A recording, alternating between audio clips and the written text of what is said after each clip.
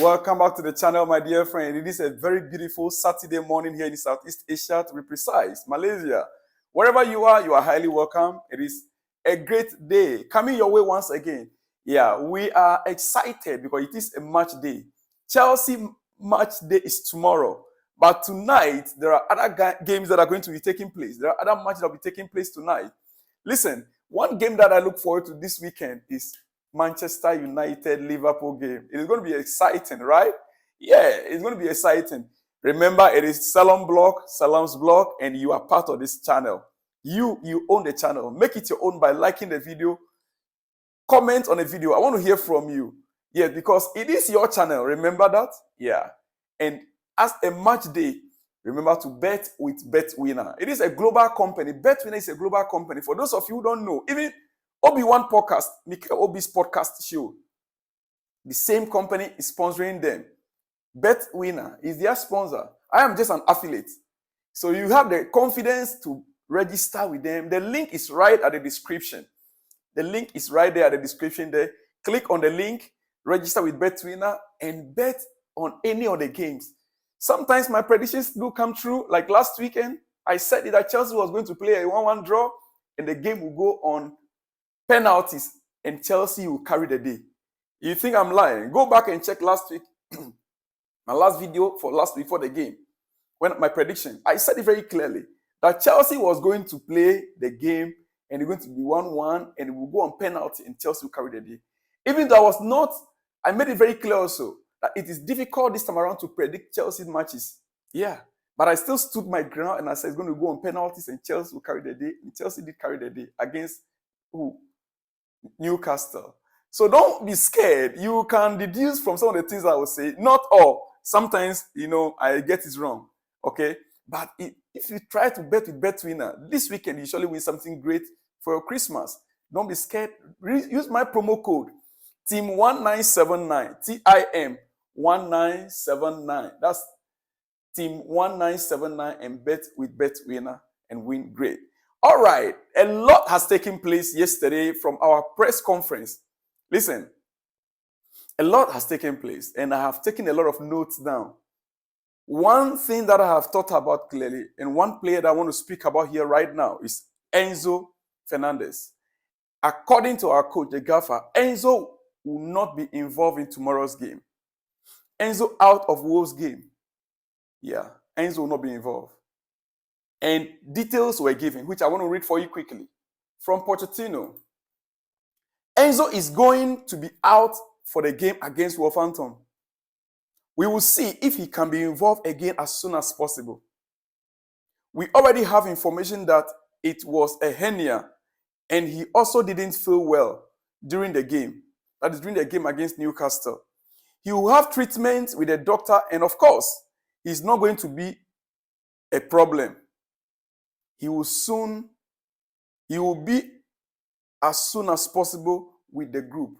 What it means is that he will soon be back with the group. So in tomorrow's game, we shouldn't be expecting Enzo at all. 24th night game, Enzo will not be involved. He is in a treatment room as we speak. But then that brings to the fore our midfield. Our midfield, which I want to remind you, or if you have heard it already, let me put it to you that as we speak, Romeo Lavia is back training with the first team squad fully. That is a good news. Yeah. Romeo Lavia is back training with the first team squad fully. Are we going to see Romeo Lavia playing tomorrow? No. Capital no, I don't think so. But the fact that he's back with the first team squad training gives me hope. Moving forward, we have Casaido and we have Conor Gallagher in that midfield. Right now, as every game so far, they have always been there. Now, to get the third person, the third player that can hold that midfield together with them, for this to happen right now, I don't think we have a problem. Because in the last game against Newcastle, we saw Cole Palmer move to the midfield, to the number 10 role. And we saw Conor Gallagher pairing with Casaido as a double pivot. Yeah, Sterling then took the right position, and then Modric was on the left flank. Hey, I'm not giving my team prediction right now, so let me not even go there. Okay, but I just want you to know that we are not going to miss Enzo that much because there's a backup. We have the bench, we have the players, but provided our coach will make use of the players at their rightful positions. I reserve that for now, using players at their rightful positions. Dear friend, Mauricio Pochettino just went on an incredible passionate rant about his frustrations with people close to certain players complaining when said players doesn't feature. When players doesn't feature. Some players that are, some people are close to certain players, and when those players complain about their inability to feature in certain games, for instance, let's just say that Romeo Lavia, as a matter of fact, the coach used Christopher Nkunku versus Sheffield United for reference. He says players will only play when they are 100% fit. 100% fit. Then, why did he brought in Enzo Fernandez when he knew he wasn't 100% fit in the game against Newcastle? Contradiction. From what he said yesterday here, he contradicted himself, his own philosophy, his own ideas that players can only be 100% fit. We know that Enzo wasn't fully fit. He was ill. Not just the hernia at that moment, whether it was feverish or the hernia was showing signs or whatever it is. He knew, but he still featured him. Nonetheless, we will take this, as he said rightfully, that players can only feature if they are 100% fit. And when I listened to the video, when I watched him closely in that press yesterday, I took my time, even today, I listened to it carefully. Dear friend, one thing I observed, he made this statement and he spent over 3 minutes emphasizing on this issue, that players can only feature if they are 100% fit, because the team right now is very competitive. There are positions that are very competitive right now. There are 3 or 4 players in certain positions. He made mention of, I think, Madueke, if I'm not mistaken. He made mention of him in partly. That one of the reasons why some of the players are not happy or they can complain is because their positions are there's a competition, and they can only give players the opportunity to play on a match day when they do well in training. He referred to Noni. That means that Noni has not been training the way he expected at training.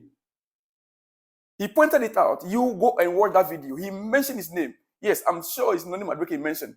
He mentioned his name and he said, during training, what they see.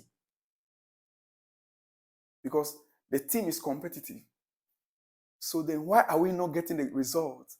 If we have a competitive team, as our coach is saying, why are we not getting results? Now, in January, we must go to the transfer market and get what can deliver the goals. If you have not watched my first video, go back and watch it. I spoke about our XG per goals.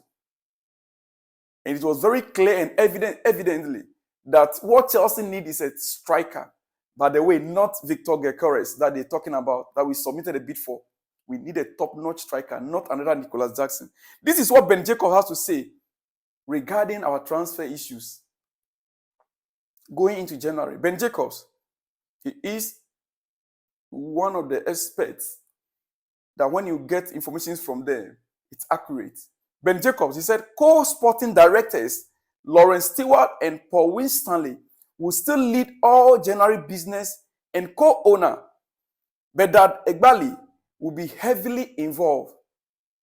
Todd Bowley has taken a bit of a step back from recruitment and is more brand and big picture focused.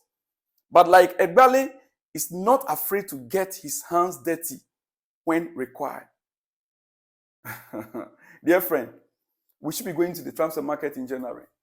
With all said and done, anything we can jump to heaven and come down to earth if we are unable to solve our striker options, striker positions very well. Listen, for me personally, we can put aside our defensive issues. For now, we don't have much problem with defense. Because we are not scoring goals, that is why we are leaking goals. When the players get frustrated for not being able to score the goals, for not winning, they give up even on defense. That is how it is. So with all the talks about center back, dear friend, the problem Chelsea have right now is striker options. And we need to fix that. The earlier, the better. If we want to get to the European competitions next season. It's not too late yet. It's not too late. We're just getting to the almost like half of the season. It is not too late. We can still climb up. I will see you in the next one when you see me. And hey, my dear friend, in the next one, it's going to be exclusive. Watch out for that. For now, be hopeful on that and wait and receive that notification because you have on that notification bell. If you have not yet on the notification bell, please on it. That is for those who have subscribed. And if you are new, kindly subscribe to the channel, like the video, share the video, and let me hear from you in the comment section. See you in the next one when you see me. Shalom and peace.